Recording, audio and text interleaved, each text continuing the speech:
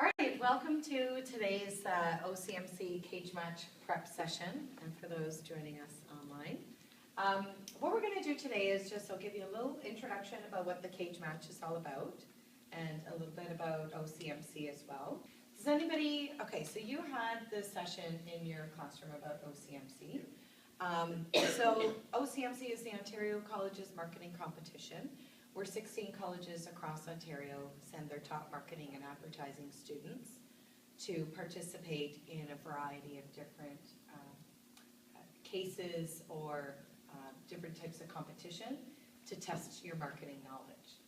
The solutions to the cases are presented in front of a panel of judges. These are industry experts in that particular area of marketing and advertising. And you're ranked amongst the other competitors. And overall, it's a phenomenal event. It's a lot of work, but it's totally worth it. It's an amazing amount of fun, and the learning that you get from it is really unparalleled. So a lot of my former students that have participated in OCMC and are now long gone from Sheridan, they'll come back and they'll say, by far the best thing that I did at Sheridan was do OCMC. Okay? So OCMC itself has kind of two competition categories. One are cases, where you would compete with a partner in a variety of different case situations. So there's a marketing case, a sales management case, an entrepreneurship case, marketing research, CRM, integrated marketing communications, retail, and international. And then there are two independent situations. There's a sales presentation and a job interview. In the case of the sales interview and the job interview and the sales presentation, there's a single student competing, and you would get your situation probably about 2 months ahead of the presentation, so you have time to prepare for a specific situation. The cases, on the other hand, you have no idea what they are. You're blind until you actually get into the prep session, and that's when you start to do your analysis. So the job interview, the sales presentation, and the cases all occur on the Friday. On the Thursday night, all of the competitors and judges and coaches arrive, and there is a competition called the Quiz Bowl. So the Quiz Bowl. So what the Quiz Bowl is kind of like a Jeopardy, smart-ass, reach for the top, where you'll be given information to research in marketing textbooks and in a number of marketing magazines. The questions are based on information in there, and you would be asked questions based on specific issues and specific chapters in the text. So you're on a team there with 3 other people from different colleges. And it's an open event, so all of the competitors can come and watch and see and hear the questions and hear the answers and cheer on their teammates. So the cage match is a lot of fun because everybody can see it, and you're always, cheering for Sheridan and hoping that we do well, and we tend to place really well in that category as well. Okay? So there's kind of 2 different pieces, but what we're doing today is helping you be prepared for the cage match. And the cage match is Sheridan's internal competition to determine who gets on the OCMC team. Once you're on the OCMC team, between your preferences and the judges or the coach's determination of your skill set and your strengths, you'll determine whether you're going to do cases or cage match or job interview or sales presentation, and what category is the best suited. Okay. So at this point, if you have an inkling towards sales and you're thinking about sales account management or sales presentation, just lay that at rest until you get on the team. Okay. So the cage match itself is on April 23rd. It's the Thursday after classes end, and you'll be given 23rd, yeah. And what will happen is you will have you'll get a 1-page case. You'll have, I believe, 15 minutes to prepare the case, which is not a lot of time. And then you'll have a 5-minute presentation to a panel of OCMC coaches that will act as judges. It's a little nerve-wracking, but we'll walk you through it so that you kind of know what to expect during that cage match. Whatever time you have to read the case and prepare the analysis, it is short, okay? So if you are a slow reader, my suggestion would be to follow some of the techniques that I'll be walking you through today to shorten the amount of time it takes you to read the case. Try to get as much analysis into the case and into your mind before you go into the presentation so that you have something relatable to talk to with the judges. And while you're in the cage match, really structure your time. So when you're preparing, so that you know that you don't spend 5 minutes trying to determine the problem, and then you don't have enough time to do the analysis. Okay? So we'll kind of walk you through all that today. So the first thing is to read the case quickly, because once you've read the case, then you'll have an idea of what it's all about. So here are some tricks to read through the case quickly so that you get the gist of it and be able to do some analysis while you're reading. So the first thing that you want to do is read the first paragraph. Okay, so read the whole thing of the case. And then don't read anything else, just skip to the bottom of the case and read the last paragraph. At this point, you've got a little introduction to the case, and maybe you've got some alternatives or the problem, and you kind of have a gist of what this is about. So in the background, your mind is thinking, okay, I'm thinking about this market, what do I know about bicycles? And then when you're reading, you'll be a little bit more efficient. You'll be a lot more efficient. Okay, so you've read the first paragraph and the last paragraph. Then you're going to go through and you'll go back to the case and you'll read the first sentence of every paragraph. Okay, and that's it. And this will usually introduce you to a new idea, a new topic, a new market segment, a new thought, a new trend, something along those lines. Then you go through quickly and you scan the case. Okay, but now you've already read probably, a quarter to a half of the case by reading the first and the last paragraph and the first sentence of every paragraph. So now you can really just skim. So you skim the case, and while you're skimming the case, we want to do some analysis, and the way that we're doing it in the cage match is by doing a SWOT analysis. Everybody knows what a SWOT analysis is, right? Strengths, weaknesses, opportunities, and threats. So time is of the essence when you're reading the case. So when you're going through the case and you're skimming, kind of your third pass through it, you might look at something and say, okay, this I think is really important. This is something about their product that's really great. It's a strength. And you want to identify that in the case. So you want to label that with just an S. Don't write the word strength because that's going to take too long. So just do a quick S. Then you see something else, their price is really high. Okay, that might be a weakness, so then you put a W in there. So you want to mark up the case as you're reading it. And it also allows you to process that information a little bit quicker. Okay? You probably have to go through and maybe do that a couple times. Third pass isn't going to pick up everything, but it will get you somewhere to start. Then, in some cases, but not all, but in some cases, they will actually list the alternatives for you. Okay, the case we're going to go through today has 4 alternatives, and they're listed there for you. So that's great because then you can identify them. But not all cases have that. So if they are not clearly identified in the case as labeled 1, 2, 3, 4, you might want to also jot those down on the case itself. So alt 1, alt 2, alt 3, alt 4. Okay. And what I like to recommend to students at this point is looking at these alternatives. Think in your head, okay, I've read through the case, I've identified the SWOT, I've gone through the alternatives. If I had to pick an alternative to go with right now, which one would it be? And I would maybe circle that alternative or star that alternative. Because you don't have the luxury of time, and one of the things that the judges will be looking for is your ability to defend your answer.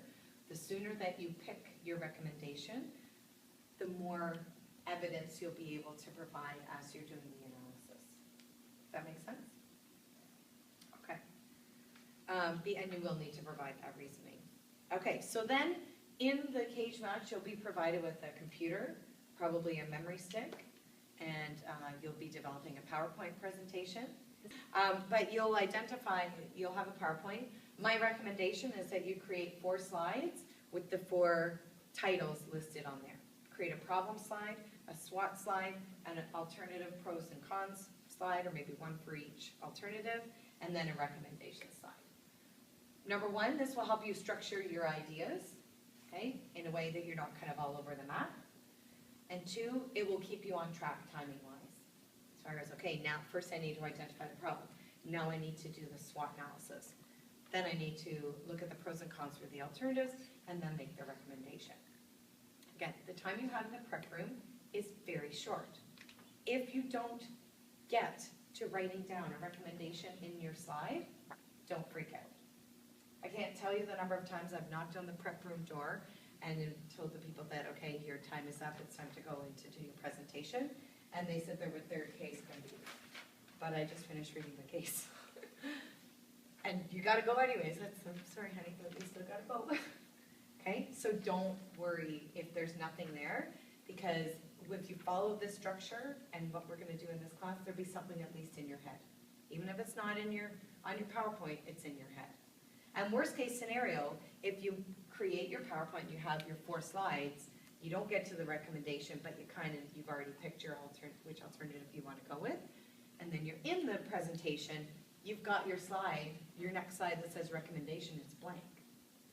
Judges they're not gonna penalize you for saying, I didn't write anything down here, therefore I can't explain it. They'll just be happy that you actually have the thought process to be able to go through it.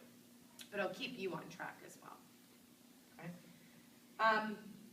So there are 2 ways that you're going to be judged. One is on your analysis. Okay, that's the SWOT analysis, your identification of the problem, your ability to look at the alternatives and come up with a recommendation. That's what we're going to walk through today.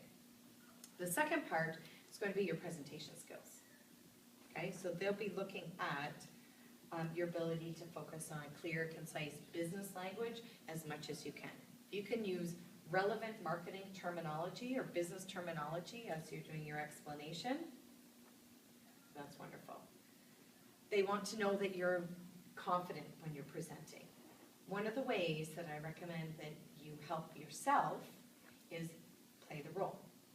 Because this is what you're doing. You're playing the role of a business person coming in and preparing a presentation. So if you act and dress like a business person, wearing a suit, using business language, all of a sudden you'll morph into that role.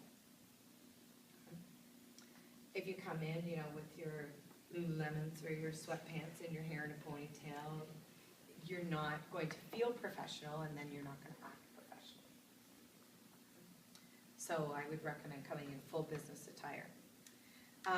A mistake that a lot of presenters make when they're doing the cage match is because they've spent all this time in the prep room and worked it into that they've got this beautiful masterpiece that is the PowerPoint that's their analysis, that they present like this. Look at my beautiful problem. Look at my beautiful recommendation.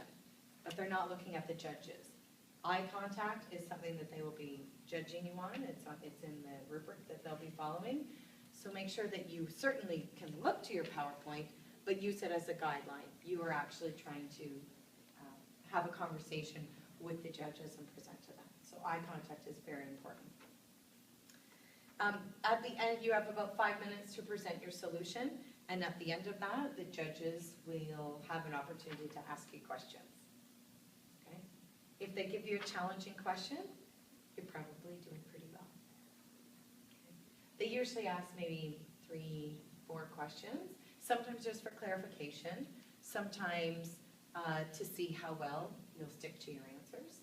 But if you're able to articulate, follow a plan and articulate your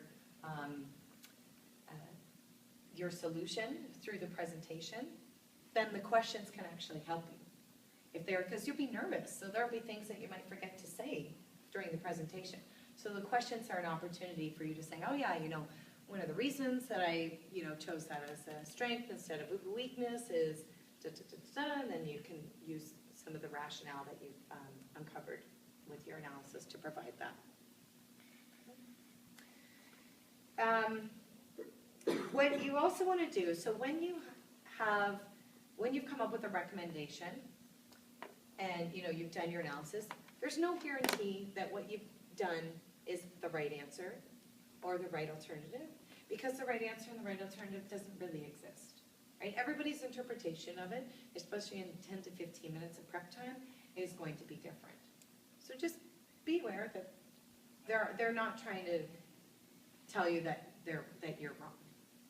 Sometimes when the judges are pushing you to see how much you're going to stick to your recommendation, they're just seeing how committed you are to the recommendation that you've selected.